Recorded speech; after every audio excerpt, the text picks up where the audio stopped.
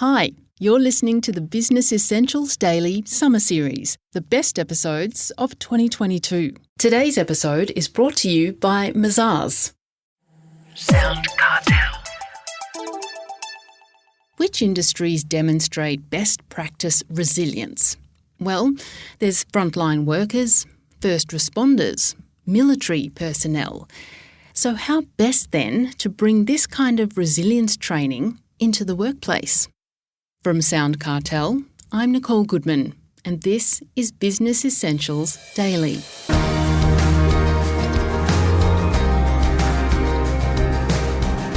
Paul Taylor is one of those people who seems almost superhuman, a James Bond or Jason Bourne type character.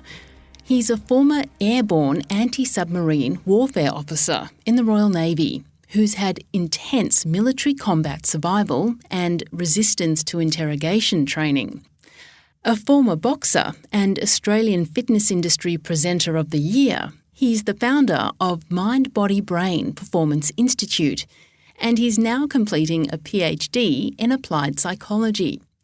Who better then to talk to about resilience and how to get the most out of our own lives and our businesses? First, Chris Ashmore wants to know what motivates Paul to do what he does. Mostly staying out of mischief, Chris. You've heard the expression, the devil makes work for idle hands. So I like to keep myself out of mischief. But no, on a more serious note, it's just about a continuing journey of self-improvement.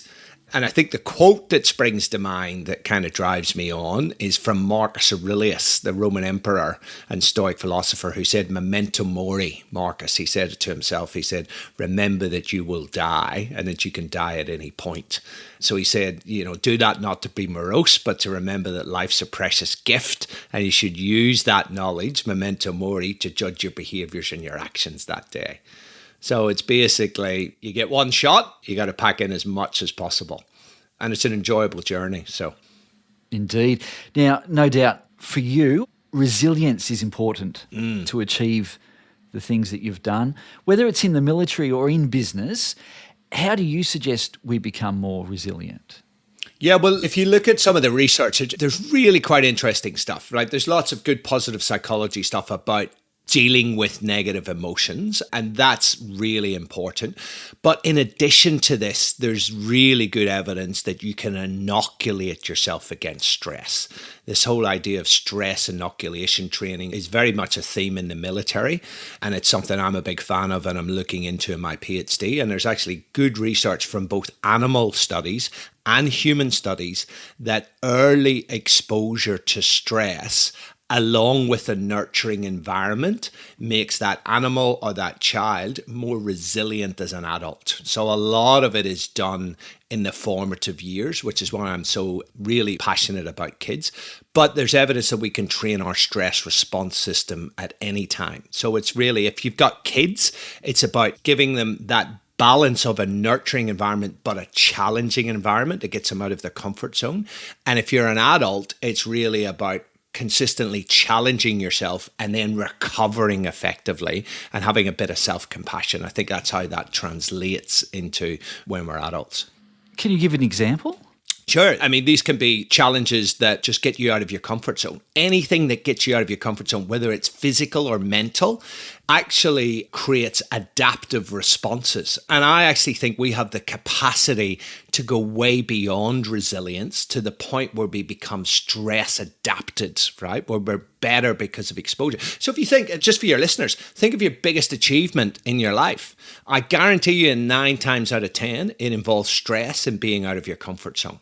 So whether that's starting a new business, just getting out of your comfort zone socially or physically, all of those things prompt and trigger your body and brain to adapt to higher levels. But the recovery element is really critical as well. Is having a cold shower, is that an example of getting out of your comfort zone? It is one of my favourites. And, I do a lot of work in National Australia Bank and I'm known as the cold shower guy in there because I've been talking about this stuff for 7 years. And actually, when you expose yourself to the stress of cold water, really interesting things happen at a cellular level. Over 300 protective genes are activated. We know that norepinephrine is released in your brain, and that's a feel-good stress chemical. So it enhances focus and mobilizes energy. And that's a really good example of a super simple technique that everybody can do. Just turn that lovely warm shower to cold for the last 30 seconds. It's uncomfortable. It doesn't get much easier, but it is actually a really good thing for your body and your brain.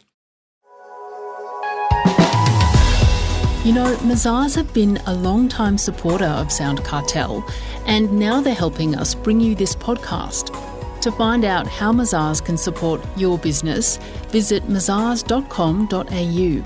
That's mazars.com.au.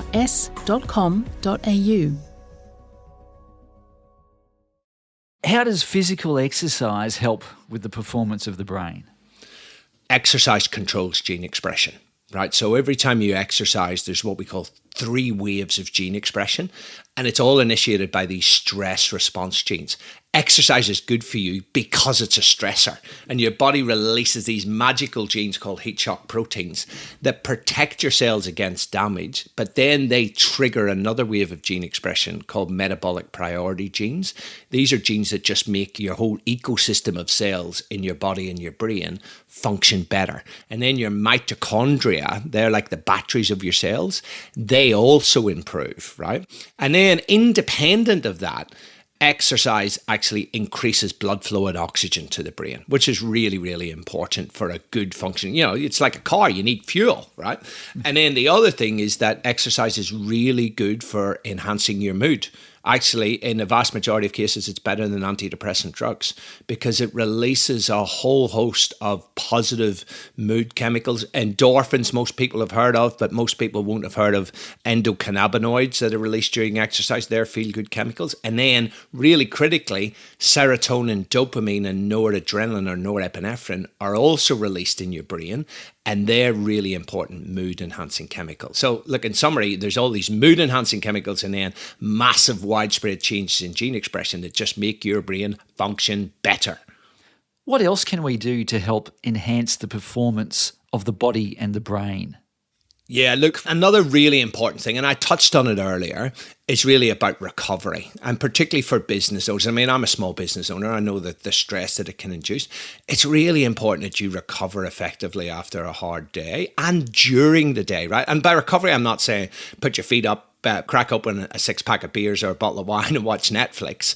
I'm talking about micro and macro recovery. I'm a big fan of. So micro recovery several times throughout the day. Get off your bum. Do 30 seconds of vigorous exercise, get blood flow and oxygen to your brain, and then sit down and breathe for a minute. But it's really critical how you do it. You want to do a 10-second breath cycle, right? So 6 in a minute, where you breathe in for 4 and you breathe out for 6. If you breathe like that for around a minute or more, it will actually change how your nervous system actually operates. It will reduce your blood pressure, reduce your heart rate, and take your brain out of a stress state. It's only taken us scientists 3,000 years to catch up with the knowledge of yogis, right? And so that you do that several times throughout the day. And then in terms of sleep hygiene is critical, right? Sleep is a weapon when it comes to cognitive performance. So look, just for the short thing, routine is key. Going to bed around the same time every night, and even more importantly, getting up at the same time every morning. And then particularly for busy people, running your own business, you're always in your head, have at least 30 minutes of decompression time where you either do breathing, do yoga, meditation, or just read a bloody novel. When you read a novel, it's a mindful experience, right? So the brain needs that time to decompress. The worst thing you can do is work, shut your laptop and then go straight to bed. Your brain's going to be on fire. So that recovery, I think, is really, really critical. And another one that's really important, it's a little one, but it's just gratitude. Just, having that regular gratitude rituals, and that actually just primes your brain for positivity. And the last big thing I would say is that social connectedness. The brain is a social organ, and just not falling into the trap of being so busy that you can't connect socially, because that's really important, particularly when you're stressed. just to go and have conversations with someone. Like, Chris, if me and you have a meaningful conversation, oxytocin and vasopressin are released in our brains. Now, oxytocin is the hormone of love and trust. Vasopressin is the hormone of social bonding, but they're both very potent anti-stress chemicals. So we've got to remember that importance of social support when we're struggling. That was Paul Taylor, founder of MindBodyBrain Performance Institute.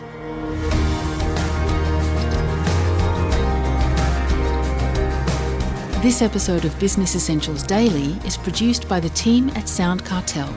Thanks for listening. I'm Nicole Goodman. We'll bring you more Be Daily tomorrow. Follow at BE Daily Podcast across social media and head to bedaily.com.au for more from the Business Essentials Daily podcast. SoundCartel. This episode was brought to you by Mazars.